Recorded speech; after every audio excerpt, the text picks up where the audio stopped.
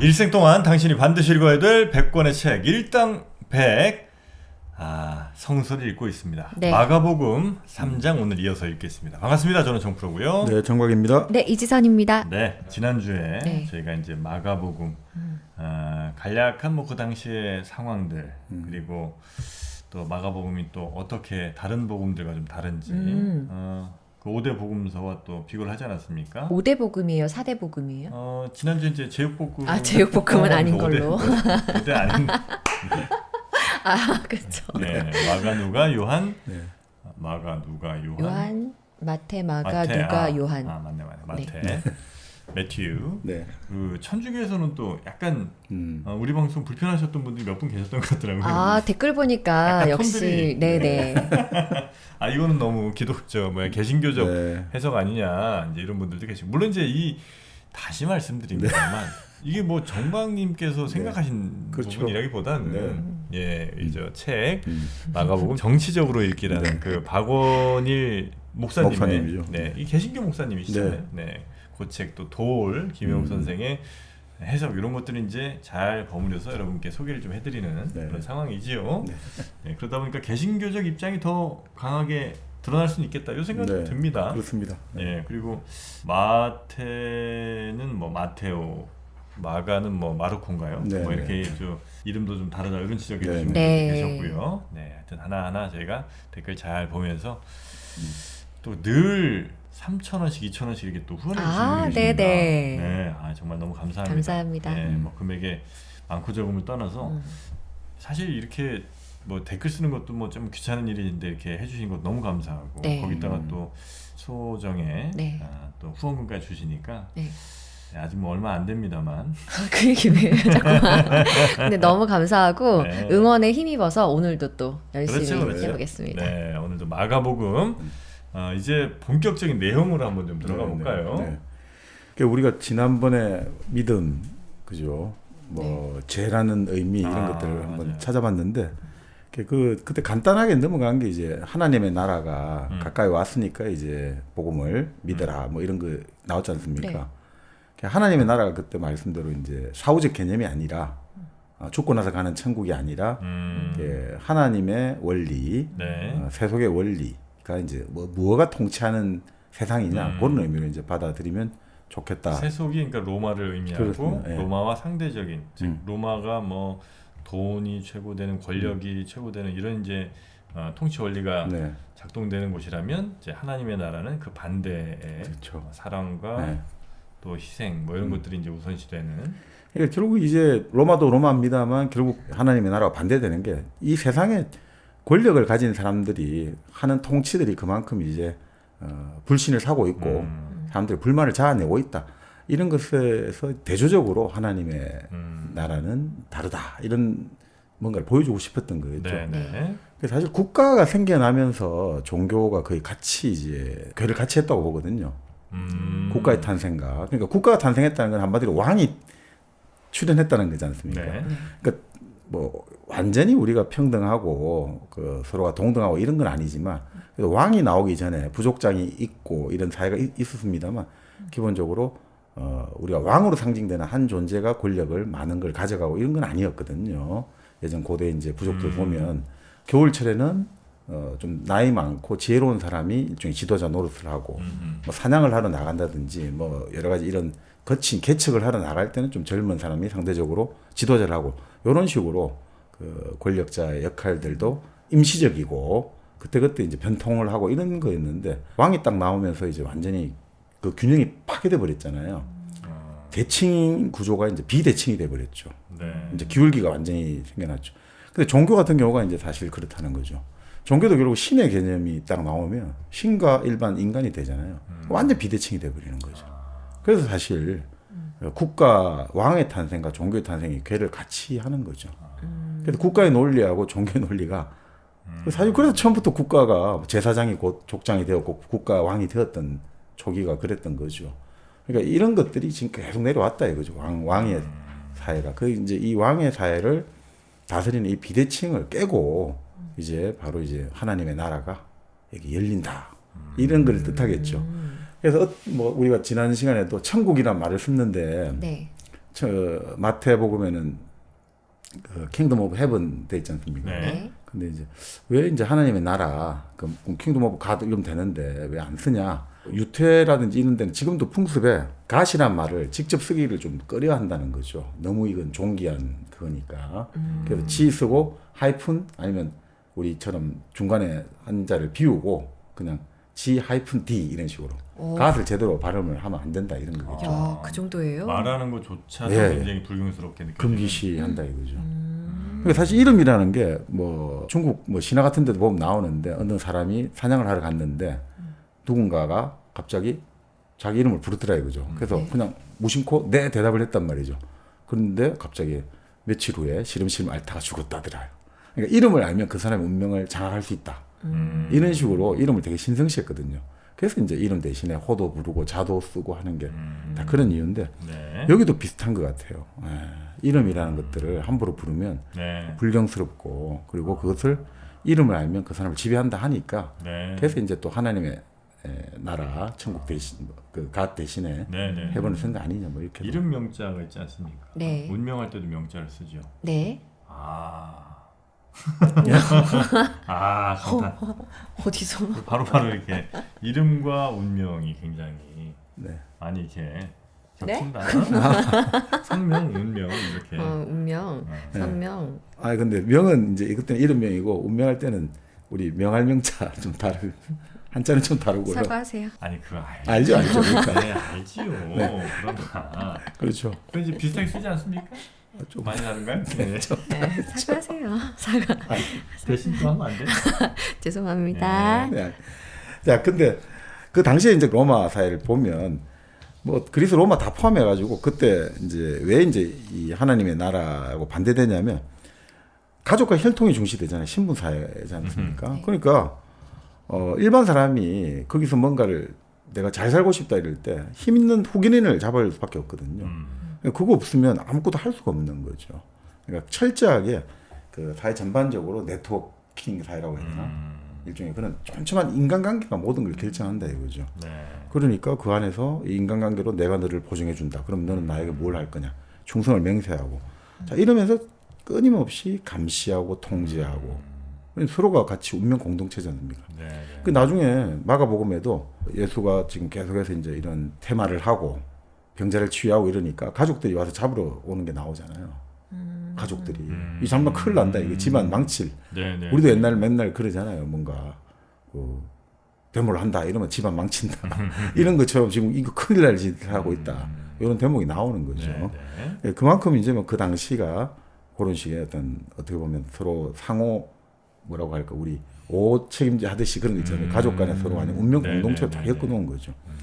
그 당시 뭐 지배 계급 같은 경우는 전체 한 1, 2%인데 전체 토지를 한 5, 60%를 차지하고 있었고 마름을 둬야 되지 않습니까? 가신들이 한 5%, 7% 정도 되고 그다음 상인, 물건을 만드는 장인 네. 이런 사람들이 이제 한 3%, 5%씩 되고 그다음 농민이 한 7, 80% 되는 거죠. 그런 다음 천민이 한 5%, 또 소모품으로 쓰는 사람들 한 5%, 거지, 떠돌이 일꾼 이런 사람들 이런 식의 아주 이 사회가 뭐라고 할까 정말 극소수의 이제 지배층하고 대다수의 이제 피지배층이 존재하고 그러니까 뭐 추출적 경제라고 하죠. 그걸 계속해서 이제 착취하고 수탈하는 그런 경제였고 그러니까 그때 말씀드린 대로 수입의 70%까지 기본적으로 조세로 뺏긴다는 거죠. 수입의 70%까지. 그러니까 뭐 이렇게 수입의 70% 빼앗기는데 이 와중에 만약에 법적인 분쟁이 벌어지지 않습니까? 법적인 분쟁이 벌어지면 기본적으로 그 농민이랄까 이런 사람들은 거의 법의 보호를 받지 못한다고 봐야겠죠. 그러니까 법정에서 그런 이야기를 무조건 법으로 우리도 옛날 그런 말을 했잖아요. 송사하는 자식은 절대 두지 마라. 그런 이야기 하잖아요. 왜냐하면 오히려 법정에서 변호사를 잘못 만나고 이러면 모든 걸 다 잃어버린다는 거죠. 그러니까 좀 손해를 보더라도 차라리 서로 타협하고 양보해라. 그러니까 그런 것들이 그 당시에도 그런 이야기가 지금처럼 많았다는 거죠. 네. 그러니까 이제 하나님의 나라라고 했을 때 그 개념은 이런 세속의 어떤 비대칭적이고 불평등한 것들에 대해서 아주 정치적인 걸로 해석이 될 수 있는 거죠. 평등.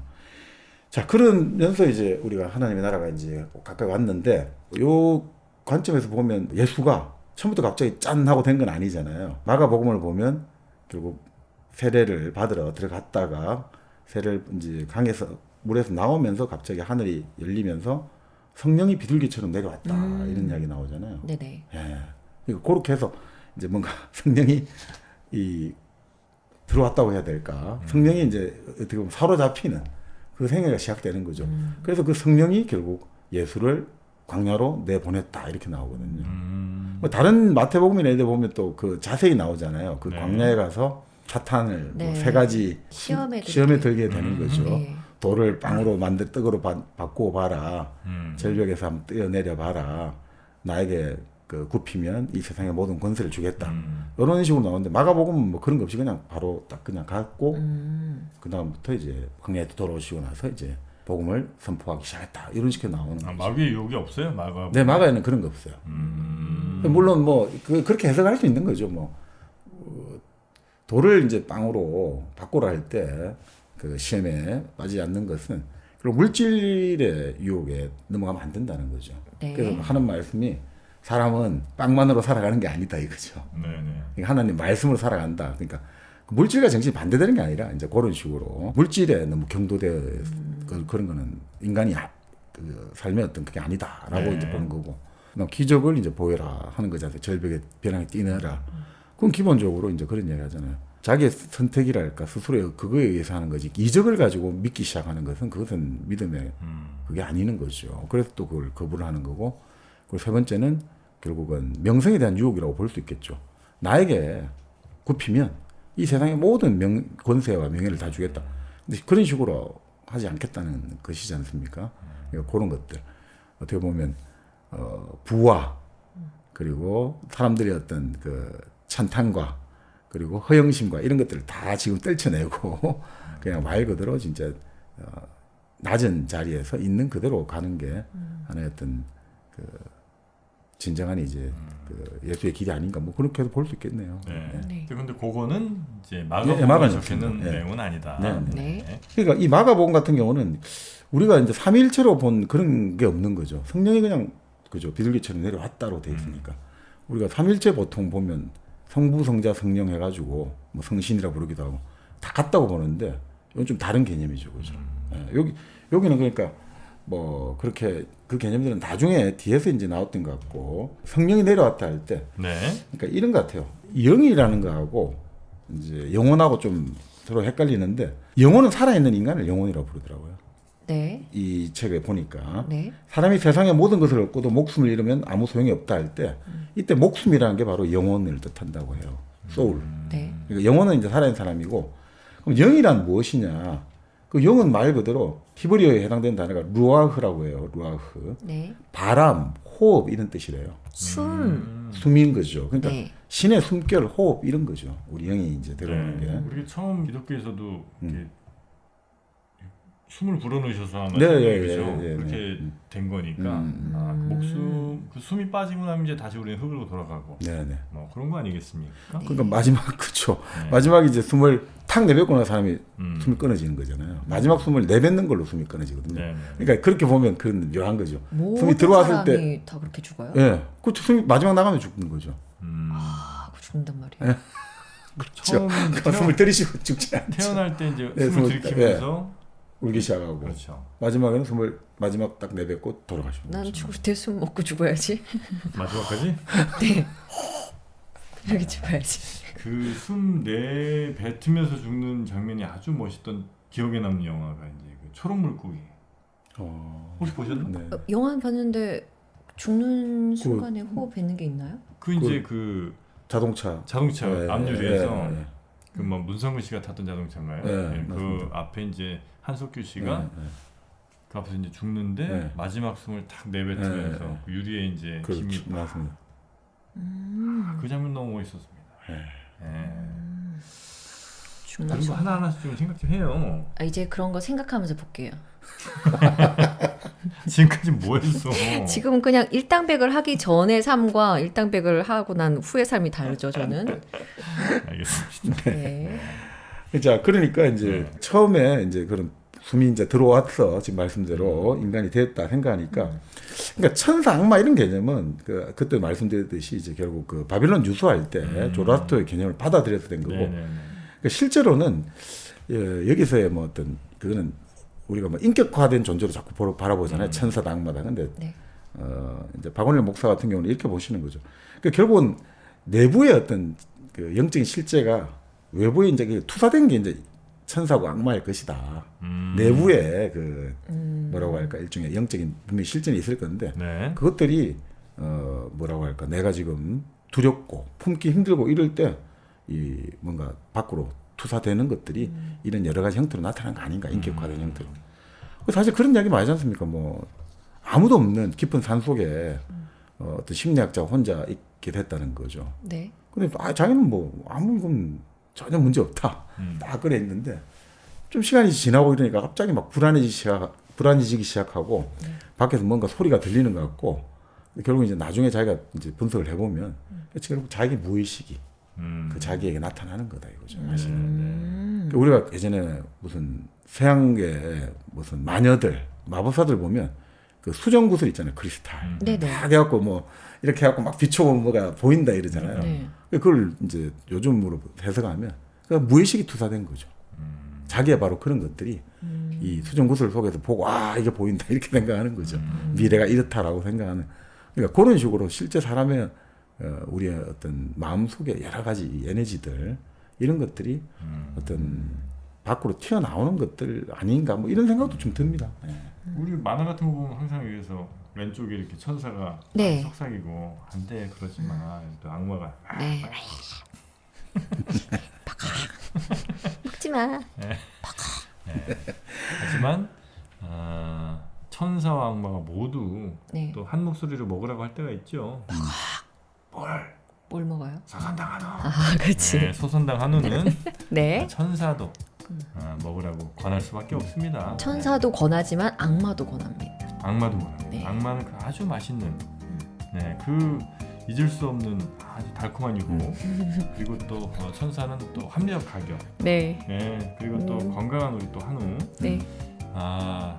요즘에는 한우 그 농가들이 네. 힘들다는 얘기를 좀 많이 하잖아요. 아, 네. 그렇죠. 한우 가격이 많이 좀 네. 특히 이제 네. 산지에서 많이 떨어졌다고 그러는데 우리가 이때 좀 많이 먹으면 어떨까 싶습니다. 네, 아마 우리 소선당 한우에서도 그래서 소비자들을 조금 더 네. 소비자들이 합리적 가격에 또 좀 더 저렴하게 2 플러스 한우를 드실 수 있도록 네, 또 구성들과 보너스들을 많이 또 준비하고 있으니까 네. 네, 소선당 한우에서 2 플러스 한우 맛있게 한번 드셔보시고요. 곱창이라든지 막창 또 뭡니까 그 설렁탕 국물에 쓸 수 있는 사골 국물 이런 것들 네. 함께 다 판매하고 있으니까요. 소선당 한우 네이버에서 꼭 한번 검색해 보시기 바라겠습니다. 네. 자, 천사와 악마는 조라스터교의 영향을 좀 받아. 영향을 좀 받은 것으로 그리고 보입니다. 결국 그 이면에는 개인이 겪은 무서운 경험이 전제가 되어 있을 거다 이거죠. 그러니까 그런 것들이 이제 우리가 사탄이나 귀신으로 투사되겠죠. 근데 여기서 이제 그 마가복음 정치적 읽기에서는 그 단순한 개인의 어떤 경험이라기보다 그 경험을 일으키는 것이 결국 제도라고 보는 거죠.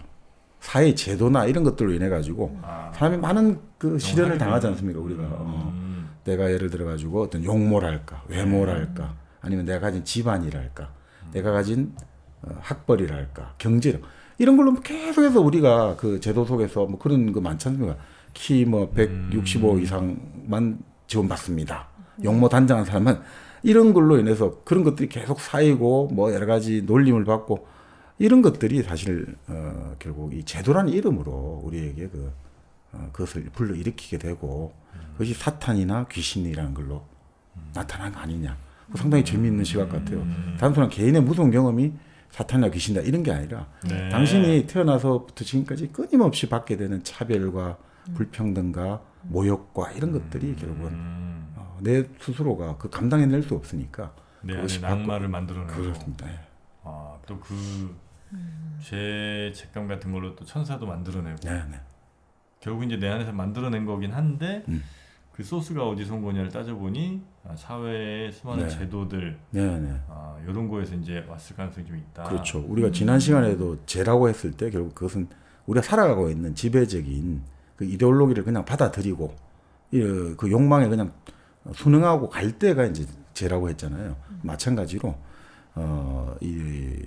결국 이게 사탄이랄까 이런 악마랄까 이렇게 상징되는 거는 그리고 나에게 그런 끔찍한 경험을 불러일으켰던 어떤 제도들 이런 것들로 볼 수 있다는 거죠. 네, 자, 그런데 이게 뭐 결국 이런 거죠. 그 사탄이 악마를 그렇게 설정해 놓고 그게 다 죄를 떠넘길 수가 있잖아요. 다 이건 사탄 때문이야. 우리 항상 그러잖아요.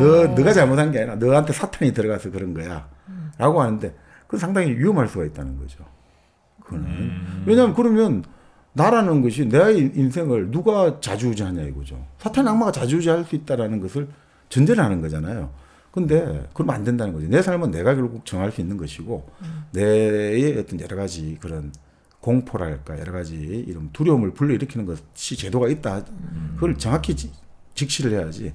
그걸 무조건 밖에 사탄이 있고 이래서 나를 그렇게 하면 자기 자신의 문제를 진지하게 맞닥뜨릴 수 없다고 봅니다. 근데 오히려 진짜 종교에서 그런 말 많이 하잖아요. 사탄 들렸네 이거, 그죠? 마귀 들렸어. 네, 사탄 들렸네. 그 이제 그거는 조금 비리적인 측면이 좀 강한 게 아닌가. 아, 종교적인. 네. 어떤 뭐 들렸다고 해야 네. 빼줄 게 생기는 거고. 네. 그리고 이제 그러네요. 이 사람이 힘들어하는 그 상황을 쉽게 이해시켜야 나한테 의지를 많이 할 거 아니에요. 아, 맞아요. 네. 그러니까 사탄 들렸다, 마귀 들렸다, 뭐 빼내 보자 한번. 탁 하면서 빼내고 그죠. 아니 뭐 그것도 필요는 하겠죠. 그 지금 말씀대로 그런 이제 퍼포먼스가 있어야지 사람들은 또 나한테 뭐가 나갔다고 생각해야지 그죠. 내가 이제 정화되는 느낌을 가지니까. 근데 기본적으로는 제가 그러니까 나하고 관계없이 외부에 악마가 있고 이런 게 아니라 내 안에 영이 있는데 이 영이 더럽힘을 입어가지고 그렇게 해서 그것이 결국 인격화된 게 이제 사탄이고 악마일 수 있다라고 생각할 때 내가 고칠 좀 더 내 의지가 많이 들어갈 수가 있다는 거겠죠. 네. 자, 그래서 결국 뭐 이제 우리 이제 성령이 그렇게 비둘기처럼 깃들어 내려오는데 이제 그 마가복음에도 그런 말 나오거든요. 세례 요한이 그러니까 이 세례를 주면서 네. 나는 물로 세례를 주지만 이제 다가오실 분은 성령으로 세례를 준다. 이런 이야기 나오거든요. 근데 뭐 성령으로 세례를 줬다 이런 기록은 성경에 없는 것 같아요. 그 말은 마가복음에 나오는데 성령으로 세례를 줄 것이다 하는데 그래서 이때 성령으로 세례를 준다는 게 뭐냐 재밌는 말씀하시는 것 같아요. 성령 세례라는 게 한마디로 우리가 쉽게 말하면 신 들린 삶이다 이거죠. 성령으로 세례를 받았으니까 이제 신이 들리잖아요 우리가. 근데 신이 들렸다는 게 우리가 좀 나쁜 의미로 보는데 그게 아니라 신바람 나는 것들 이거 같은 뜻이라는 거죠. 신바람 나는 것들 신이 난다 이거죠. 신바람은 또 그거 나올 줄 알았어요. 이 박사. 그렇구나. 네. 신바람이라는 게 결국 신들린. 네. 그 흥. 네. 그러니까 이제 그러니까 보자 이거죠. 바울 같은 경우는 이제 죄에 대해서 우리의 죄를 다 십자가에 같이 못 박아 버리고 그다음에 이제 살아가는 것인데 네. 지금 예수의 성령 세례는 옛것을 죽거나 사라지고 이런 게 아니라 그냥 영이 하여튼 거룩하게 저 비둘기처럼 내려와 가지고 우리 삶이 단숨에 변화시킨다는 거죠. 우리 삶을. 그러니까 도노가 됐다 이거죠. 진짜 말 그대로 영이 딱 그래가지고 우리에게 깃드는 순간 단박에 이제 우리가 그 신들린 삶으로 갈 수가 있다는 거죠. 도노 혹시 do you know? 도노? 빙빙 도노. 어딜 도노? 예전에 그 도노 점수 뭐 이런 거 아마 도노 점수. 네. 그죠? 철학 시간인가 배웠던 네, 것 불교 같은데. 때 이제 도노 돈수다, 도노 점수다 뭐 이런 논쟁이 있었죠. 네, 도노가 한 번에 깨닫는 거. 단박에 깨우치는. 아, 네. 그래서 왜 부처님 같은 경우에 네. 끊임없는 공부를 통해서 뭔가 이렇게 딱 쌓아놓은 게 아니라 그냥 딱 네. 한 방에 어느 네. 순간 네. 갑자기 대나무 죽기를 빡 맞는 순간 뭐 깨닫고 뭐 이런 거 있잖아요. 네네네. 네, 그런 게 도노 아닙니까? 맞습니다. 네. 그러니까 이거 비슷한 느낌은 가지게 됩니다. 그냥 딱 걔가 성령이 깃든다. 그다음부터 이제 영에 이끌린 삶을 살게 됩니다. 그래서 광야로 가잖아요. 그러니까 이게 도노인 거죠. 딱 바로 이제 영이 인도하는 삶을 살게 되는 거죠. 그러니까 이때 이렇게 봐요. 하늘이 열리는 걸 본다 이렇게 나오잖아요. 하늘이 탁 물에서 나오는데 네. 결국 이것은 결국 좀 시적이고 은주적 표현을 봐야 되지 않느냐. 뭔가 위대하고 지금 아주 뜻깊은 일이 펼쳐지고 있는 것을 하늘이 탁 갈라지면서 성령이 비둘기처럼 내려온다 이렇게 표현한 거 아닐까. 결국 이게 우리가 사실 종교하고 과학이 비슷한 게 남이 보지 못하는 걸 보고 남이 듣지 못하는 걸 듣는 게 종교와 과학이잖아요. 물론 이제 과학은 재현을 해야 되고 또 과학은 이제 예측이랄까 검증을 통해 가지고 타인을 통해서 이제 결국 실험 검사 가능해야 되는 게 과학이고 네. 종교는 기본적으로 이것은 나의 이제 경험이니까 그것을 이제 다시 남에게 재현시키는 건 쉽지가 않으니까 결정적인 차이는 있습니다만 어떻든 남이 지금 보지 못하는 것, 듣지 못하는 것을 보고 들으려고 한다는 점에서는 좀 비슷한 맥락이 아닌가 싶습니다. 네. 근데 여기서 이제 바로 하늘이 열리고 성령이 비둘기에 내리는 거를 결국 이건 이렇게 바라봐요. 아무도 못 보는데 예수만 보고 있는 거잖아요. 그것은 결국 이제 자기 내면의 세계를 지금 들여다보고 있다. 이렇게 이제 해석을 하네요. 내면의 세계. 그러니까 바깥의 세상에 뭐 진짜 하늘이 쪼개지고 막 이게 아니라 내 내면에서 내 자신을 쫙 바라보니까 이게 뭔가 위대한 일이 지금까지 살아왔던 모든 것들이 우리가 천지창조하듯이 하늘이 쪼개지면서 쫙 모든 게 다 무너지고 새로운 하늘이 열리는 네. 그런 걸로 좀 비유를 한 거 아니냐. 네. 그래서 은유적 표현으로 그걸 했던 것 같습니다. 그래서 이제 결국 이제 신에 이끌리는 삶이 성령 세례고 그 신이 거룩하게 나타나는 것이 이제 성령 아니냐. 그러니까 근본적인 생명이 원천이 성령이잖아요. 성스러운 홀리 스피릿이니까. 네. 그러니까 이제 우리 흔히 말하는 뭐 신바람이 난다, 신이 들렸다, 뭐 이런 것들. 그래서 그런 재밌는 이야기를 해요. 영어로 이제 보통 열광하다 이런 거 있지 않습니까? 네. 인슈지에스틱 하지 않습니까? 네. 그게 결국 뭐냐면 어연으로 인갓이거든요. 인갓. 하느님 안에서. 열광한다는 건 하나님 안이거든요. 인이고 슈지에즘 할 때가 데우스 거기서 다 신에서 나오는 거니까 신 안에 있는 게 열광하는 상태거든요. 그러니까 이게 어떻게 보면 샤머니즘하고 좀 비슷한 느낌 안 듭니까? 샤머니즘이 뭡니까? 신과 접신하는 거잖아요. 네네네. 근데 이제 이런 건 분명히 있죠. 레비 스트로스 같은 인류학자 그런 이야기 했는데 샤머니즘이 접신을 하는 거잖아요. 네. 무당이, 샤머니. 그러니까 뭡니까? 성스러운 신하고 내하고 접촉을 해가지고 어떻든 나 자신을 잃어버리는 거잖아요. 망화가 되는 거잖아요. 그러니까 우리가 희생양하는 의식들이 있죠. 네. 희생양을 막 하잖아요. 네. 피를 내고 할 때. 왜 그 희생양 의식을 하냐면 딱 피를 낼 때 이제 신과 내가 이 제물을 바치면서 이제 신과 내가 신을 접하게 된다고 보거든요. 보통. 그래서 희생양 의식을 하는 거예요. 피를 내는 이유가 사실 이런 희생을 통해 가지고 내가 지금 뭔가 성스러운 것하고 접촉한다. 이렇게 보는 거거든요. 그런데 이게 문제가 그러니까 결국은 내 자신을 잃어버리는 거잖아요. 그래서 완전히 뭐 이제 신의 뜻대로 되잖아요. 그러니까 이렇게 돼버리면 이게 종교도 그렇고 샤머니즘도 그렇고 신을 대신한다는 이제 비대칭성이 생겨난다는 거죠. 내가 이제 신을 대신한다. 샤먼 입장이라면 나는 신을 대신해서 이제 고칠 수 있고 예언을 해줘. 예를 들어 의식을 담당한 제사장도 그런 힘이 되잖아요. 그러니까 어떻게 되겠습니까? 내가 신을 대신한다. 인간이 신을 대신한다. 되면 이 세상에 대해서 그러니까 신을 대신해서 내가 정복할 거야. 신을 대신해서 내가 모든 걸 다 할 거야 라고 이렇게 가능해지는 거죠. 그래서 몽골에 13, 14세기 때 어떻게 저렇게 전 세계를 정복했느냐. 네. 그 샤머니즘이 국가적으로 발현을 했다고 보는 거죠. 그 샤머니즘. 신이 우리를.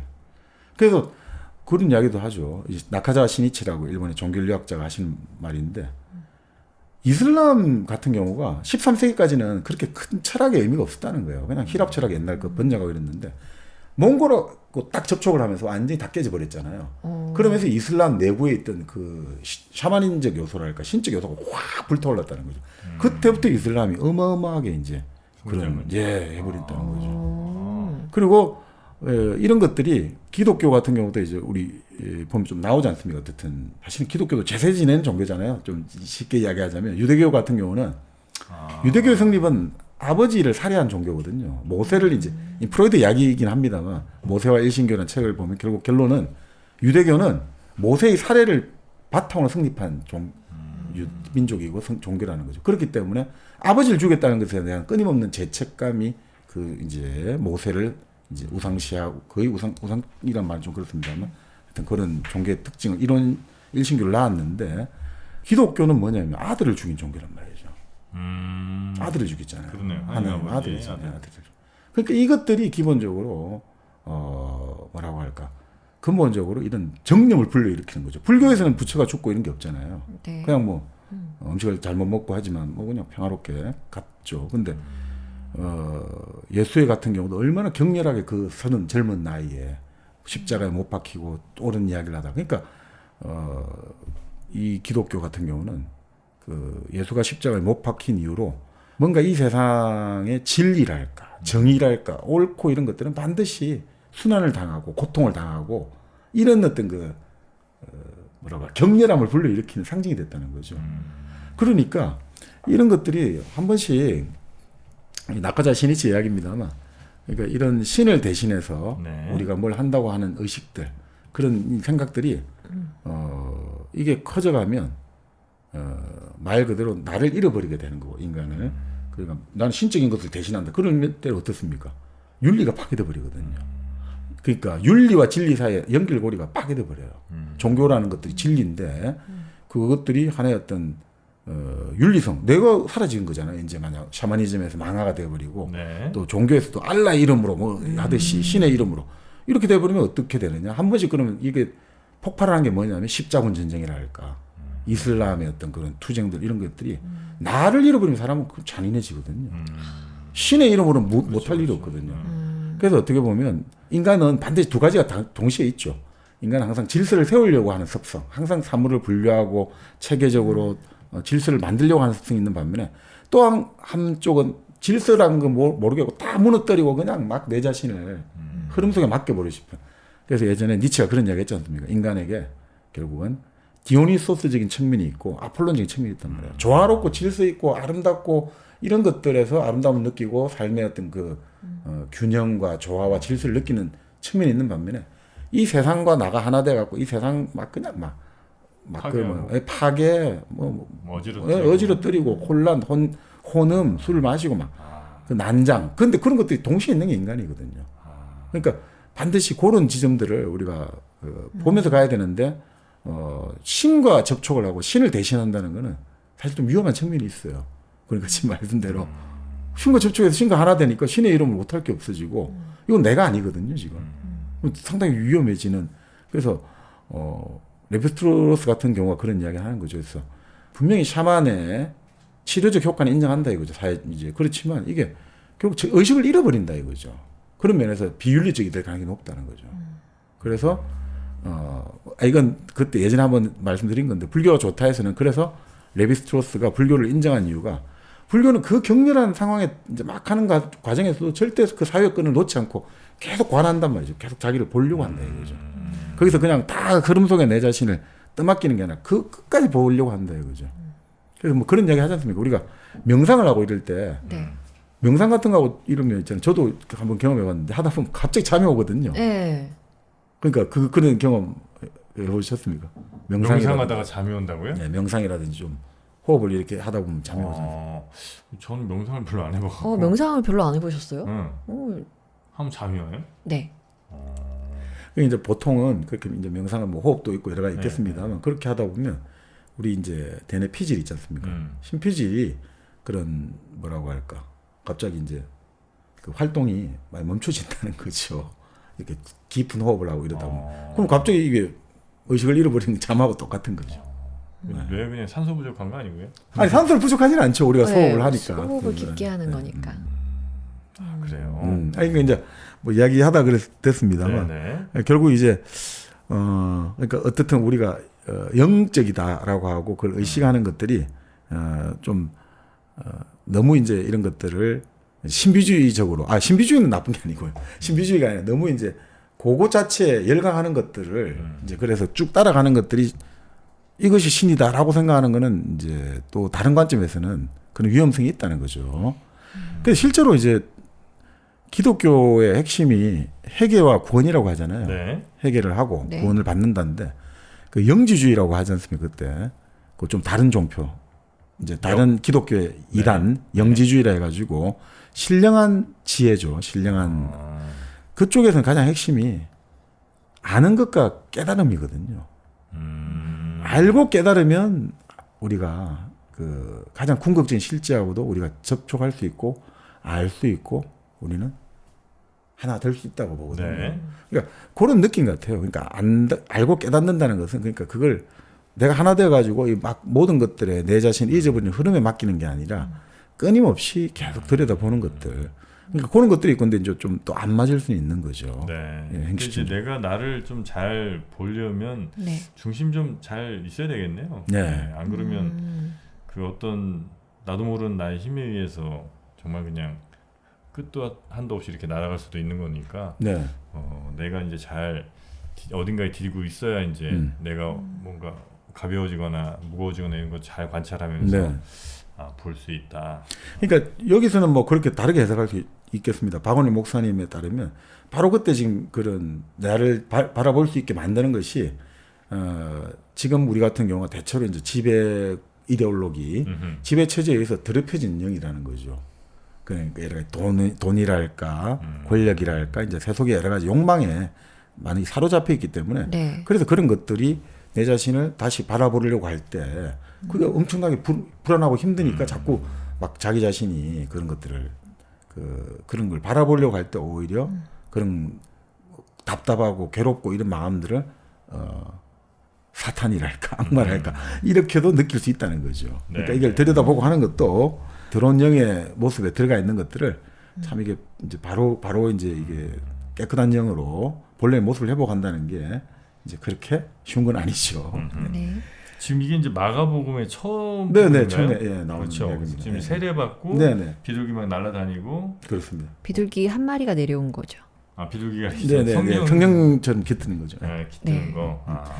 자, 그 다음에 이제 그렇게 해서 이제 본격적으로 네. 이제 전도를 시작하는 거죠. 그래서 우리 잘 아는 베드로 형제들을 데리고 오고 그렇게 나오는데 그 해당을 이제 제일 먼저 들어가는 걸로 마가복음은 나오죠. 해당. 예. 유대교에 해당해가지고 해당. 시나고그라고 하죠. 그러니까 우리가 흔히 말하는 종교적인 해당. 예배당 같은. 뭐 그런 개념으로 보시면 될 것 네네. 같아요. 네. 모이는 장소니까. 네네. 자, 거기 갔는데 이제 흔히 말하는 귀신 들린 자가 예수를 알아보고 그런 이야기를 하는 거죠. 우리를 멸하러 왔습니까? 이런 식으로 해가지고 제일 먼저 예수를 알아보는 게 그러니까 누구도 아니고 귀신 들린 자가 제일 먼저 알아보는 거예요. 네. 재밌죠. 귀신 들린 자가 제일 먼저 알아보는 거죠. 이 수식어는 더러운 귀신 들린 사람. 네네네. 그 1장 24절 쪽에 한번 읽어주시면. 그럴까요? 네. 네. 더러운 귀신 들린 사람 하나가 있었습니다. 그 큰 소리를 이제 외치죠. 나사렛 예수님, 우리가 당신과 무슨 상관이 있습니까? 우리를 없애려고 오셨습니까? 나는 당신이 하나님의 거룩한 아들임을 압니다. 라고 외쳤다. 예수님이 그를 꾸짖으며 떠들지 말고 그 사람에게서 나오너라 하시자 더러운 귀신은 그 사람에게 발작을 일으켜 놓고 큰 소리를 지르며 나왔다. 이 광경을 본 사람들이 모두 놀라 이게 어떻게 된 일이냐? 정말 권위 있는 새로운 가르침이다. 더러운 귀신들도 그 명령에 복종하는군 하며 서로 이야기하였다. 그래서 곧 예수님의 소문이 갈릴리 온 지방에 널리 퍼졌다. 이렇게 이제 퍼졌군요. 네. 그러니까 제일 먼저 시작하는 게 이제 들어온 영에 들린 사람을 이제 이제 치료해 주는 거죠. 어떻게 보면. 네. 몸에서 나가라 이렇게 하는. 네. 우리나라도 왜 굿할 때 보면 그런 거 좀 많이 하지 않습니까? 그런 거 있죠. 테마. 네, 이렇게 막 나뭇가지 네. 같은 걸 막 때리면서 이렇게. 네네. 잘 안 나간다고 이 귀신 막 이렇게 50만 원 더 갖고 오라고. 돈으로 다 되죠. 그 곡성 같은 데 보면 네. 그런 것도 잘 나오죠, 영화. 자, 그러니까 결국 이제 그 사람이 나오라 한 거잖아요. 네. 그러니까 이게 재밌는 거다 이거죠. 그러니까 더러운 영하고 그에 들린 사람을 구분했다 이거죠. 그 사람에서 나와라. 그러니까 사람과 그 정상을 분리하는 거죠. 네. 그러니까 단순하게 우리는 보통에 이제 사람하고 그 정상을 동일시해가지고 네. 그 우리가 그런 우를 범하는데 그런 게 아니라는 거죠. 그러니까 이게 자꾸 악마나 사탄을 전제를 하면 또 문제가 되는 게 그럼 이게 어떻게 보면 절대적인 존재에 있어가지고 악마라는 것들 사탄이 마치 하나의 대립적인 걸로 성장하면 그 자체가 좀 참남한 일이잖아요. 그러니까 그렇게 이해하지 말고 네. 근본적으로 이제 우리가 하나의 영이라는 것들은 다 누구나 가지고 있는 건데 그것들을 우리가 결국 우리의 선택이랄까 우리가 살아가면서 자유 의지에 의해서 결국 그런 것들이 욕망을 쫓다 보면 우리가 더럽혀진다.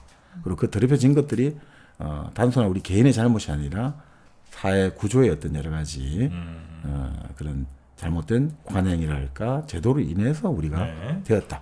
이런 식으로 이제 좀 해석을 하자 이런 근데 그건 좀 너무 뭐 해석하자면 할 수는 있겠으나 네. 그런 어떤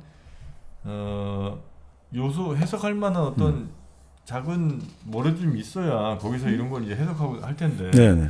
그거 없이 그냥 우리 박원일 목사님은 그냥 내 생각엔 그렇다 이렇게 해서 한 건 아니죠. 아니죠. 그러니까 뭔가 있어요? 왜냐면 지금까지 말씀드린 걸로는 예를 들어서 이 우리 안에 이 더러운 혹은 뭐 이렇게 악마와 천사가 있는 거 네. 이런 거는 이 사회의 어떤 제도들에 의해서 내가 좌절되고 폭력을 입어서 거기서 견디지 못하고 악마와 천사 나왔다. 이거를 지금 우리가 여기에 이 텍스트에서는 발견할 수는 없잖아요. 네. 이제부터 말을. 아이고야, 내가 너무 이렇게 서둘렀어. 너무 서둘러 사과하세요. 그걸 어떻게 고치지? 빨리 고쳐야 될 텐데 매 밖에 답이 없나? 나와라 이. 아유, 안 되겠다. 나는 이 정신은 그냥 못 가겠고 아름다운 재단 광고 잠깐 듣고 오겠습니다. 퇴소하던 날은 정말 기뻤어요. 제가 고대하던 날이었기 때문이었는데 제가 출발을 하는데 그때 눈물이 나더라고요. 마음 둘 곳이 없다라는 생각이. 여러분의 독립은 몇 살이었나요? 보육원의 아이들은 만 18세가 되면 시설을 나와 홀로 살아가야 합니다. 어른이 되기는 아직 이른 나이. 곁에 아무도 없다면 그것은 자립이 아니라 고립입니다. 아름다운 재단 18 어른 캠페인. 네, 아름다운 재단 18 어른 캠페인. 저도 좀 어른이 되겠습니다. 네. 여러분의 따뜻한 손길과 마음이 또 눈길이 필요하지 않을까 싶습니다. 자, 그러면 박원일 목사님이 그렇게 생각하신 이유가 분명히 있을 거란 말이죠. 자, 제일 처음에 해당으로 제일 먼저 들어갔다 했잖아요. 그러니까 예수가 이제 본격적으로 공생애를 시작한 거죠. 이제 공적인 행위를 시작하는 첫 사건이 마가복음에서는 해당으로 들어간다 이거죠. 그리고 해당에서 나와가지고 이제 시몬 베드로, 그러니까 베드로가 시몬이잖아요. 그러니까 시몬의 집으로 장모 집으로 들어가가지고 이제 결국 또 고치는 걸로 이걸로 시작하는 거거든요. 뭘 고치는죠? 장모가 이제 계속 열병이 있었는데 그 장모를 고쳐주는 거죠. 자, 근데 여기서부터 이제 해당부터 시작을 하는 거잖아요. 그러니까 해당이란 게 뭐냐 이거죠. 해당이란 것은 결국 우리가 그때 말씀드린 성전 체제, 예루살렘 성전을 중심으로 해서 기존 이루어지는 그 모임의 대표적인 그 장소 아이콘이죠, 그죠? 이 해당을 통해 가지고 그런 지금 우리가 성전세도 바쳐야 되는 것들 다 정당화되는 거지 않습니까? 자, 이 해당에 갔단 말이죠. 가니까 거기서 귀신 들어온 사람이 그 이야기를 하는 거죠. 우리가 당신하고 무슨 상관이 있는데 왜 우리를 없애려고 왔냐라고 이제 그 말을 하잖아요. 자, 그래가지고 그래서 그 사람에게서 나가라라고 했는데 그 사람이 나오라고 했는데 사람들이 그걸 보고 새로운 가르침이라고 말하거든요. 기적이라고 말을 안 해요. 새로운 가르침이라고 해요. 가르침이라고. 이거는 기적이라고 하면 치료행위 이거는 많이 볼 건데 이 사람들이 그런 거 많이 봤을 거 아닙니까? 그 당시 우리 치매 국 같은 걸 많이 하니까 들어온 영 나가라 이러면 나가고 이런 거 봤는데 왜 이때 사람들은 이거를 가르침이라고 하냐 이거죠. 이거는 이것도 은유적인 표현이다. 예, 그러니까 뭐냐면 이 가르침이라는 거는 결국 뭐냐 이거는 결국 이 사람에게 들어있는 것이 뭐 외부에 귀신이 들어가고 이런 게 아니라 그 사람 속에 나쁜 생각과 정신들. 그러니까 우리가 아까 말씀드린 그 사람의 어떤 개인 생활과 아니면 그 사람의 사회생활을 통해서 자리 잡은 여러 가지 그 나쁜 생각 어떻게 보면 이데올로기 이런 거를 이제 지적하는 거 아니냐. 자, 그런데 이제 귀신이 이제 예수를 알아본 거잖아요. 당신이 우리를 멸하러 왔고 이제 정체를 알아본 거잖아요. 다른 사람들은 모르는데. 근데 이거는 이제 이렇게 해석을 하기도 해요. 이걸 뭐 공경해서 알아본 게 아니고 우리가 아까 뭐 이름 아는 거와 똑같이 말했는데 내가 너를 알고 있으라고 말하면 일단 갑의 위치에 서게 되잖아요. 내가 이제 정보의 어떤 너는 나를 알지 모르지만 나는 너를 알고 있다면 사람은 이제 우위에 서게 되잖아요. 마찬가지로 이제 여기서 귀신은 예수를 알아보는 걸로 나도 너 충분히 알 수 있거든. 그러니까 나도 너 정도 되거든. 그러니까 그런 식으로 그러니까 함부로 나한테 접근할 생각하지 말고 그냥 떠나시오 정도로 이제 그런 이제 이야기를 서로 내뱉은 거 아니냐 이제 이렇게 이제 보는 거죠. 그래서 뭐 이게 나중에도 그렇게 나와요. 나중에 이제 예수가 어디입니까 저쪽 이방 쪽에 가서 귀신의 이름을 물어보니까 그 귀신이 이름을 군대라고 대답하잖아요. 군대 귀신. 그렇게도 나오고.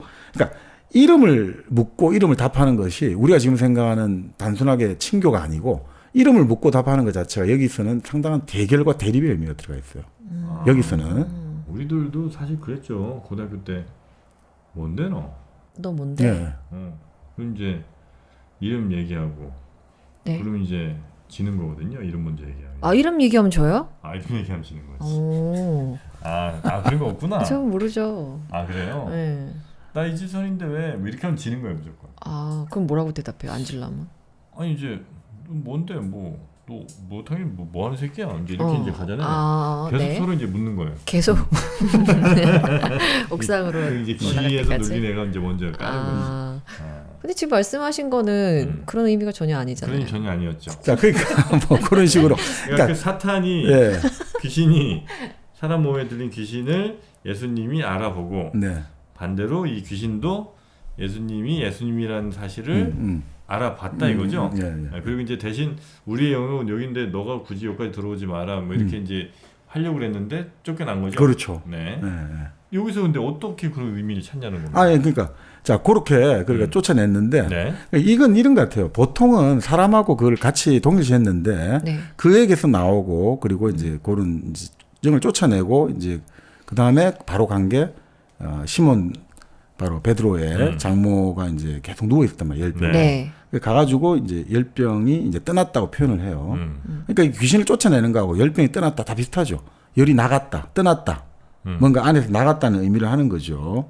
자 그러면서 재밌는 말이 둘 다 이제 떠내 보내고 여기서 장모를 일어나다가 나와요. 일어나다. 네. 그러니까 이거에 재밌는 점. 네. 마가복음에는 일어나다 이렇게 세우다는 표현이 한 19번 나오는데 이게 부활이라는 거 있잖아요. 리스렉션 부활이라고 하잖아요. 네. 부활이? 네네. 리스렉션인데 리스렉션? 리스렉션. 트랙션? 네. 부활이 한다는 줄 몰랐네. 네. 근데 그게 이제 의미를 분석해 보면 네. again rise거든요. 다시 일어나는 거예요. 부활하는 거는. 그러니까 말 그대로 왜 이제 일어나다 이렇게 세우다를 말 쓰냐 이거죠. 결국 그것은 부활의 의미라는 게 단순하게 물리적 생명이 다시 태어나고 이런 게 아니고 네.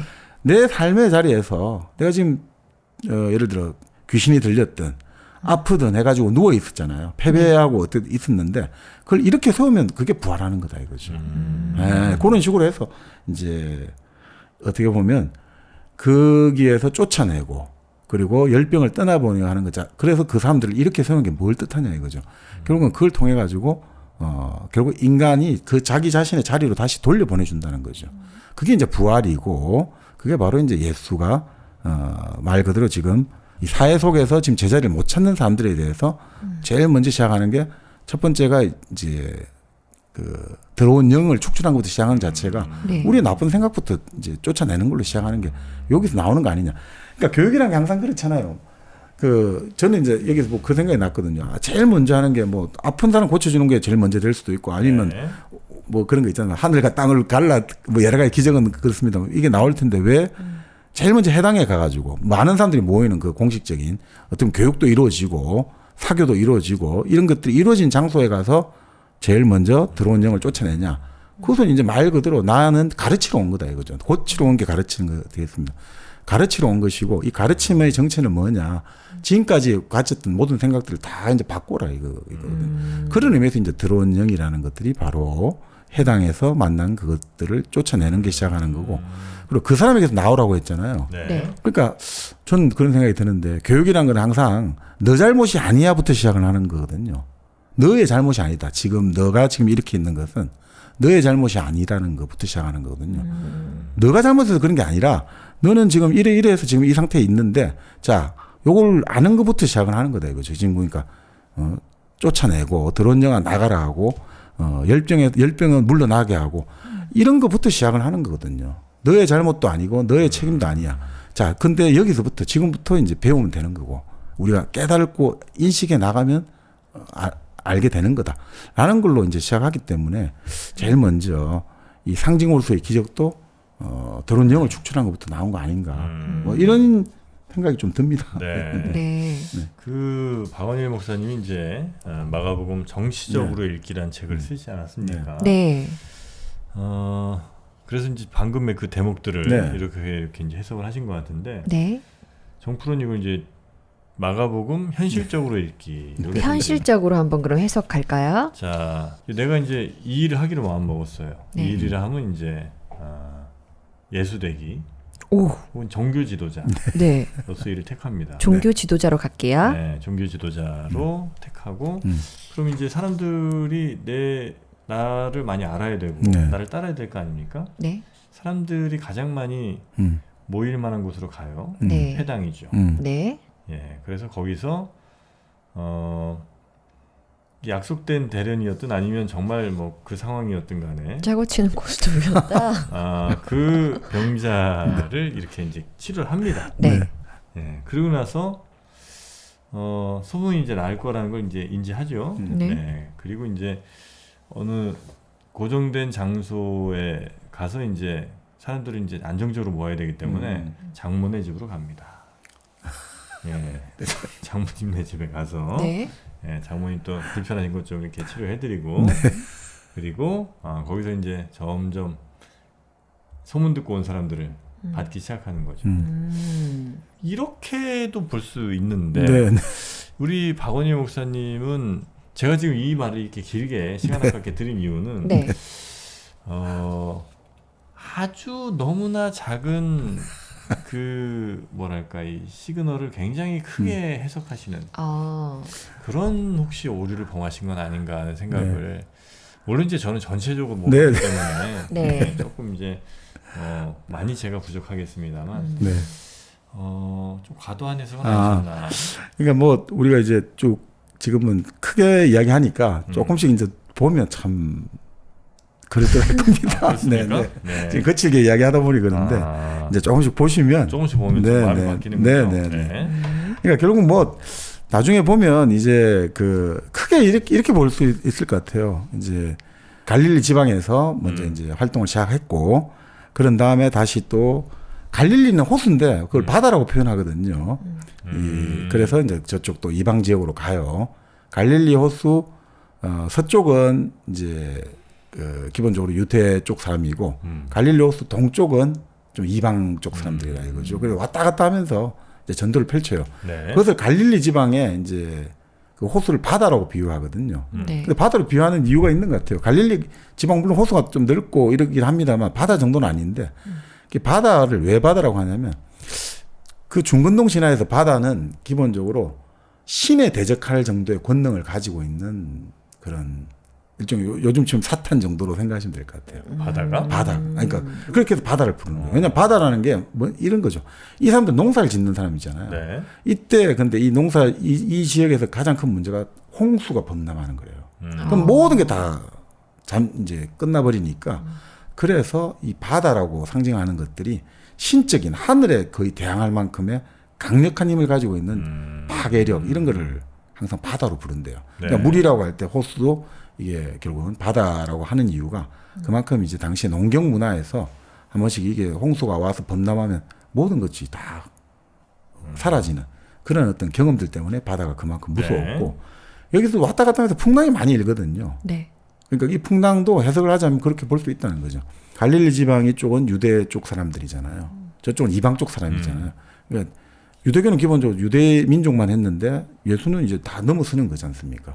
그러니까 이쪽과 이쪽을 왔다 갔다 하는 것 자체가 상당히 서로 다른 문화권 사이의 충돌을 상징한다는 거죠.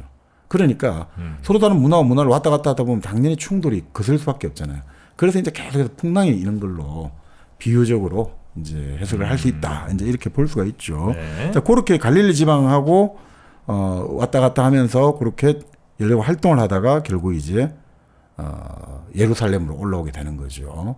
그래서 예루살렘 올라와가지고는 말 그대로 진짜 예수의 복음하고 성전의 그 기존의 그 지배 체제가 부딪히게 되고 네. 그것들이 아주 그 짧은 시간 내에 결말이 나게 돼 있죠. 우리가 흔히 아시다시피 이제 바로 유다가 예수를 팔아 넘겨서 바로 뭐 밤에 잡혀가가지고 다음날 또 새벽에 그 종교 재판을 한번 하고 그다음날 새벽에 그 로마 총독 그 본디오 빌라도에게 또 정치 재판을 받고 바로 십자가 매달리는.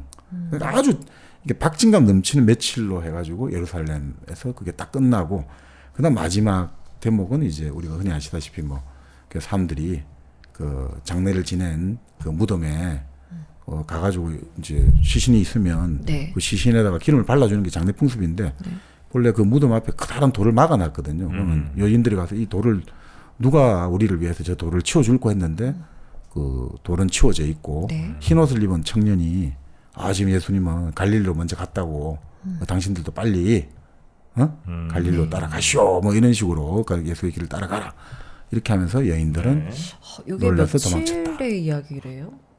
어떤 게? 예수의 세례부터 예수님. 네. 세례부터 이렇게 돌아가실 때까지가 네. 3년? 그렇게 이제 보통 이제 우리가 알려져 있는데 네. 마가복음에 따르면 거의 한 6, 7개월 정도 아주 컴팩트 있게 형성하는 거죠. 이 마가복음에 따르면 아주 짧은 시간이에요, 사실은. 거의 1년이 안 되는 시간인데 모든 게 다 일어난 거예요. 데뷔하시고 네. 그 많은 제자들을 그 짧은 시간에 모으셨다고요? 뭐. 그건 아닌가? 하긴 그렇죠. 제자들이 점점 퍼뜨린 거니까. 네. 근데 아무튼 만약에 7개월 동안의 일로 네. 2000년 넘게 전 세계의 네. 사람들이 이렇게 네. 기도하고 네. 신기하네. 대단합니다. 네, 진짜. 대단하다. 네. 네. 자, 그러면 이제 우리가 그 여러 가지 이제 기적과 치유의 현장과 그리고 네. 말씀을 이제 은유 비유로 많이 하시고 이런 것들이 좀 남아 있는데 자, 그러면 네. 우리가 먼저 예수의 그래도 또 우리가 가장 관심 있는 것은 아무래도 이제 병자를 치유하는 기적. 이게 가장 또 세속적인 관심이지 않습니까? 네. 근데 이걸 또 어떻게 해석하셨는지 네. 궁금하네요. 그러니까 가장 악고는 이제 2장 1절에 중풍병자를 고치는 것부터 시작을 하거든요. 네. 그러니까 이제 예수가 이제 워낙 이제 소문이 났지 않습니까? 벌써 금방 소문이 나는 거예요. 네. 그러니까 어떤 사람들이 자기 친구, 중풍 걸린 친구를 데리고 온 거죠. 네. 좀 고쳐달라고. 그런데 이 사람들이 완전히 막 그 집 문 앞뒤로 완전히 막 흔히 말하는 완전 장사진을 이루고 있잖아요. 다 몰려 들어가고. 그러니까 도저히 이 사람 데리고 들어갈 수가 없잖아요. 그러니까 어떻게 하냐, 친구들이 지붕을 뜯어가지고 지붕을 뜯어서 그 밑으로 해서 사람을 내려보내거든요. 근데 처음에 저도 생각하니까 아니 지붕을 뜯어버리면 이 집을 부숴버린다는 이야기인가. 그게 아니고 김용옥 선생 책을 보니까 그 네. 사진 그 옛날 그 집 풍경을 보니까 그 옥상에 옆에 이제 지붕 쪽 해가지고 옥상 지붕이 있는데 다 이제 그게 아니라 요게 탈착식이 되더라고요. 지붕이. 그러니까 요렇게 탁 하면 뜯어내가지고 사람 딱 그 뭡니까 이 무슨 나무 베드 같은데 우리 흔히 말하는 들것 같은 데다가 해가 탁 내려보내면 그래갖고 딱 할 수 있겠더라고요. 그런 식으로 돼 있더라고요. 네. 그러니까 그렇게 해서 지붕을 뜯어내고 그런 친구를 내려보냈죠. 자, 그런데 거기서 이제 결국은 중풍병자를 고치게 되는 거죠.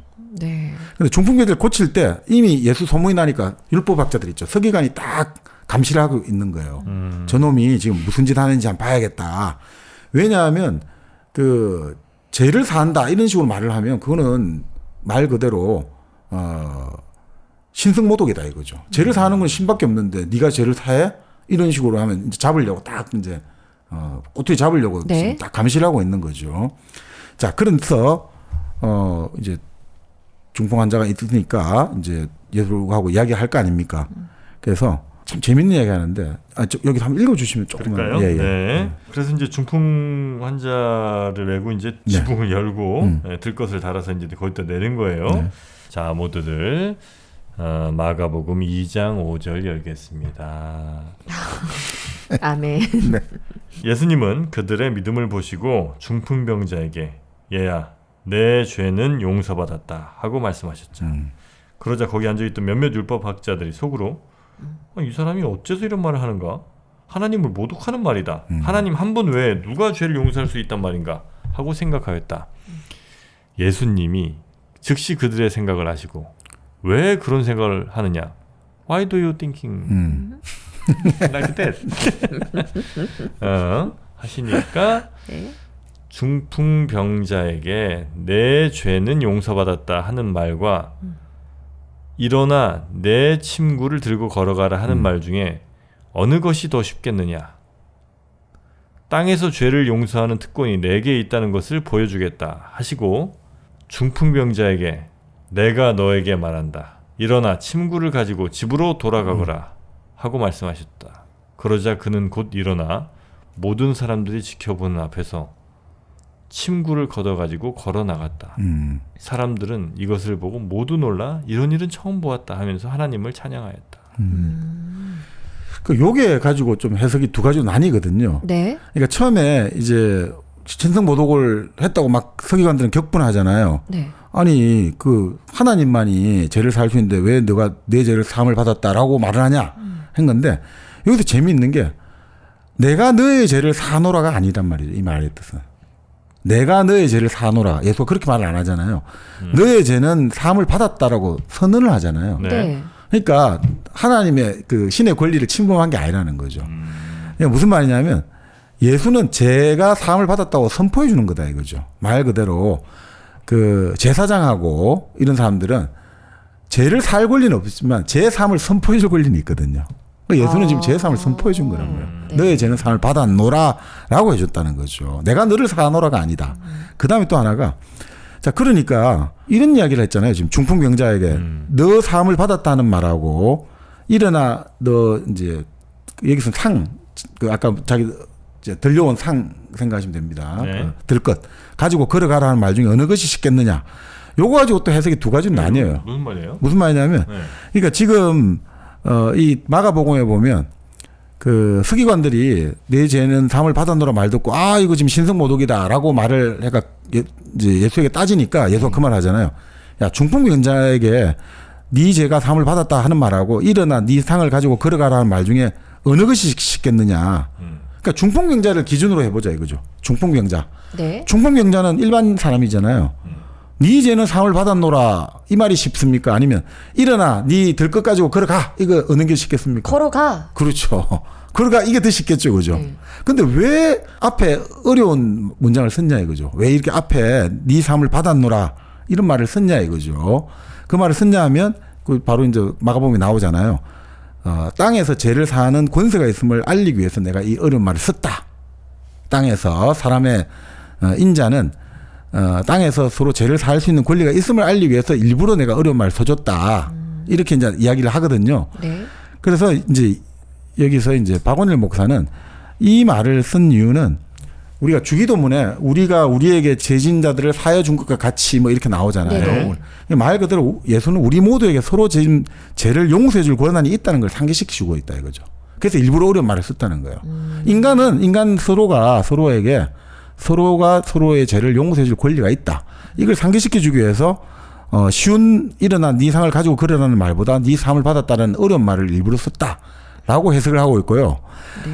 도올 김용옥의 해석은 좀 다릅니다. 유대교 서기관들이 그렇게 질문한 거잖아요. 네 사함을 뭐 어떻게 하냐. 그러니까 일부러 이 서기관들에게 딜레마를 던졌다는 거예요. 자, 만약에 제사함을 받는 게 더 쉽다.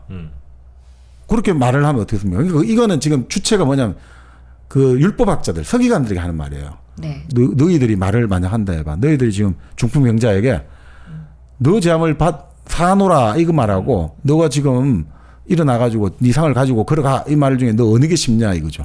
그럼 만약에 쉬운 거야 너 쟤는 상을 받았노라 라는 말이 쉽잖아요. 네. 근데 그 말을 만약에 얘들이 그게 쉽다라고 해버리면 얘들은 신성모독에 적어도 걸리잖아요. 신성모독에? 예. 네 죄를 사함을 받았노라 라고 말하면 너희들이 지금 내가 그 말 해가지고 신성모독이라고 격분했지 않느냐. 네. 그러니까 너희들도 지금 그 신성모독이라고 난리칠 거 아니냐. 그죠? 자기들이 아 그게 더 쉽습니다. 네 죄는 사함을 받았노라 말하는 게 더 쉽다라고 말하면 그거는 그 사람이 지금 뭐 낫든 안 낫든 그거하고 상관없는 거잖아요. 그냥 막 네 죄는 사함을 받았노라 내가 선포해주면 그만이니까. 네. 근데 그거는 그 말을 하면 쉽긴 쉬운데 그 말을 내가 그게 쉽다라고 말하는 순간 내가 지금 신성모독을 저지르게 되고 네. 그러면 아 일어나 걸어가라 라고 말하는 게 더 쉽잖아요. 그러면 그럴 수가 있잖아요. 이것만은. 근데 그렇게 하는데 만약에 일어나 걸어가라고 말했는데 그 못 걸어가면 이건 자기 권위가 딱 땅에 떨어지게 되잖아요. 율법학자 서기관의 권위가. 그러니까 둘 다 중에 아무것도 못 한다는 거죠. 얘들은 이 말 질문에 대해서. 그래서 서기관들은 이것도 못하고 저것도 못하고. 그래서 예수는 딱 그걸 가지고 짚어내는 거다. 지금 서기관들이 자기 보고 아 당신 지금 제사함 받았노라 그 신성모독이라고 지금 하는데 그래? 그러면 너희들 이거하고 이거 중에 어느 게 더 쉬워? 그러니까 서기관들이 갑자기 이거 말하면 이게 더 쉬운 것 같은데 이래 말해보면 나도 신성모독을 저지게 되고 이게 더 쉽다고 말하면 제가 만약에 중풍에서 회복되지 못하면 나는 바보 돼버리는 거고 그러니까 어느 것도 말을 못하게 됐다는 거죠. 그래서 이제 예수는 근데 행동으로 그다음 딱 보여줬다는 거죠. 자 일어나 걸어 이러면 가버렸다 이거죠. 그래서 이건 해석마다 참 달라요. 어느 걸 주체로 하느냐에 따라 가지고. 네. 그러니까 바로 서기관들을 주체로 해서 서기관에게 질문하느냐 아니면 중풍병자를 기준으로 해서 하느냐 다 다른 것 같아요. 이게 그리고 이건 뭐 듣기 좀 합리적으로 납득되시는 해석들을 서로 하시면 될 것 같아요. 근데 여기서 죄라는 게 사실은 빚이라고 해요. 빚을 지는 거 있죠. 네. 그 당시에서는 빚을 못 갚으면 죄인 낙인이 찍히거든요. 예를 들어 성전에 세금을 돈을 내야 되는데 돈을 못 내잖아요. 그래 빚 못 갚고 이러면 그게 빚이잖아요. 그럼 죄인이 되어버리는 거예요. 그러니까 병자라는 게 사실은 지금 중풍병자의 모습은 친구들에게 들려왔다 있잖아요. 자기 혼자 지금 이 빚구덩이에 빠져갖고 어떻게 할 수가 없다 이거죠. 그럴 때 친구들이 들어와가지고 어떻게든 이 사람 한번 우리 치면 좀 워크아웃 해가지고 좀 사회적으로 다시 갱생 좀 시킬 수 없느냐. 그렇게 해가지고 이게 친구들 손에 이제 들려왔는데 예수가 어떻게 보면 지금 여기서 갱생을 시켜준다는 거죠. 재사함을 해준다. 그 빚이라는 것들. 그거 다 서로 없애줘야 되는 거다라는 식으로 빚 탕감을 선해준 거라는 거죠. 그래서 결국 그곳에서 살아났으니까 인간성이 회복됐으니까 그 빚에서 해방됐으니까 룰을 당당히 걸어갔다라고 이제 해석할 수 있다는 거죠. 그것도 목사님의 해석이에요? 네. 이제 죄와 빚을 같이 하는 것들이 그 용법에 많았다고 합니다. 사실은 병이 났다는 것은 죄의 결과 병이 나타난 거잖아요. 그러니까 병을 고치기 위해서는 반드시 죄를 먼저 해결해야 되는데 이 죄는 결국 빚을 해결해 주는 거라는 거예요. 사실은.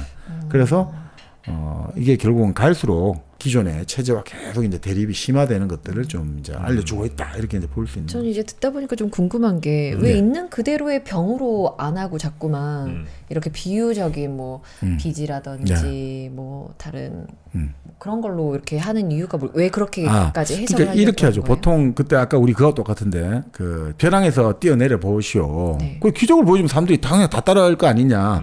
근데 우리 아까도 그 말씀했습니다만 그 기독교는 기본적으로 그런 종교는 아니잖아요. 기적을 통해서 사람을 믿으라는 종교가 아니라 항상 그 우리에게 다 영이 들어가 있고 우리는 누구나 다 하나님의 영이 들어가 있으니까 그 영이 더럽혀진 거를 스스로가 그 결국은 더럽혀진 영을 하나님의 말씀을 통해서 그걸 깨달아 가지고 지금까지 마음을 고쳐 가지고 내가 결국 영에 이끌리는 주체의 삶을 살아라고 그거를 강조하는 종교이기 때문에 이 기적을 너무 강조를 해버리면 이 기적을 자꾸 강조해버리면 그게 사람들에게 아까 말씀드린 샤머니즘에 그래서 신과 접촉하는 누군가를 떠받드는 결론이 나오게 되는 거죠.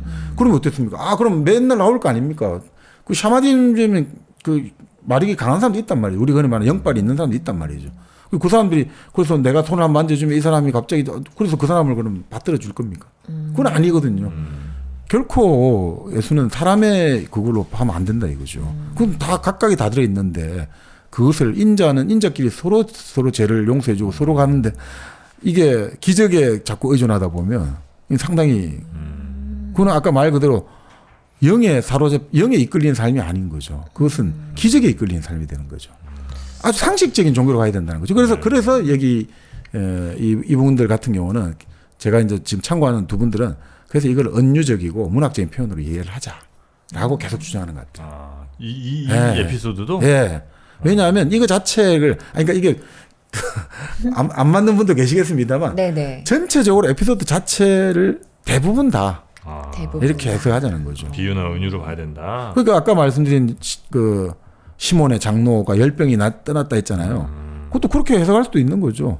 아니 그게 아니라 사이가 맨날 일 안 하고 갑자기 예수라는 사람 쫓아다니면서 맨날 이제 물고기도 안 잡고 사람은 낚는 뭐가 되겠다 해서 하니까 일 안 하고 돈 안 벌으니까 얼마나 답답하겠습니까? 그러니까 화병이 났을 수 있겠다 이거죠. 화병이 나 들어 누워 있는데 가서 이제 쫙 그렇게 해석을 할 수도 있지 않느냐. 그러니까 이거는 뭐 그 종교를 이제 문자 그대로 믿는 분들을 그 여기 이분들이 사움하자 이런 건 아닌 것 같고요. 그냥 이런 식으로 해석해가지고 우리 기독교의 그거를 애초에 우리 돌을 빵으로 안 바꾸고 절벽에서 뛰어내리지 않는 그 자세로 돌아가자는 뭐 그런 거 아닌가 저는 뭐 그렇게 해석이 되네요. 네. 자, 일단 예수님이 네. 세례를 받고 네. 그 이후로 귀신 들린 사람에게 네. 귀신을 쫓아내고 그다음에 화병에 걸린 사람도 그렇죠. 고치고. 치료하고 또 중풍에 걸려 있는 중풍에 계신 분들 뭐 하시는 거예요? 중풍 치료하셨잖아요. 치료하셨죠. 네. 그렇게 이제 많은 분들이 네. 이때 당시 이제 오 계신데 그걸 이제 어떻게 볼 것인가에 대한 이야기를 오늘 좀 잠깐 나눠봤고요. 네, 문학적으로 뭐 한번 또 이런 비유적인 표현도 있구나 한번 너그럽게 들어주시면 좀 좋지 않을까 생각이 듭니다. 자, 그리고 잠시 후 이어질 4부에서 네. 또 조금 이제 이번에 진도를 좀 빨리 빼보도록 하겠습니다. 네. 네, 마가복음 4번째 시간으로 저희는 돌아옵니다. 다음 시간이 아마 마지막이 될 것 같네요. 마가복음. 네네. 네, 다음 회차에서는 우리가 그 유명한 비유들 씨 뿌리는 자의 비유하고 오병이의 기적을 과연 어떤 식으로 해석할 수 있는가? 과연 떡 5개와 물고기 2마리로 5,000명을 먹였다는 걸 어떻게 이제 해석해야 되느냐? 그리고 또 결국 예수의 죽음을 둘러싼 여러 가지 것들을 어떻게 해석할 수 있는가? 이런 것들을 한번 알아보는 시간을 가지고 가장 중요한 시간이 네. 되겠네요. 너무 좋습니다. 네. 네. 자, 그러면 저희는 잠시 커피 한잔 하고 와서 네. 맛있게 한번 또 가보도록 하겠습니다. 네, 놀라운 비유 한 번만 해주세요. 놀라운 비유. 네. 어허. 1kg 커피. 지금 하나씩 다 해볼까요? 네. 1kg 커피 비유. 막판에 집중력이 좀 흐트러집니다.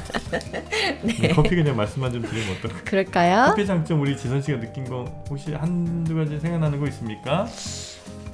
1kg 커피의 장점. 정프로님 가끔씩 안 씻으실 때 나는 냄새가 커피에서 나나요? 그 커피는 아니요. 네? 저는 진짜 우리 이거 촬영할 때 1kg 네. 커피 한 잔씩 놓고 했으면 좋겠어요. 아이고 이런. 그러면 진짜 얼마나 향기롭고 아하이. 보시는 분들도 향기로울까. 네, 너무 아쉽네요. 네, 1kg 커피 향기가 정말 좋습니다. 맞습니다. 네. 맞습니다. 네, 그러면 저희는 향기 찾으러 한번 다녀오겠습니다. 네, 좋습니다. 1kg 커피와 함께 향긋한 하루 보내시길 바라겠습니다. 자, 그럼 저희는 잠시 후에 마가복음 잠시 후에 돌아오도록 하겠습니다. 4부로 찾아뵙겠습니다.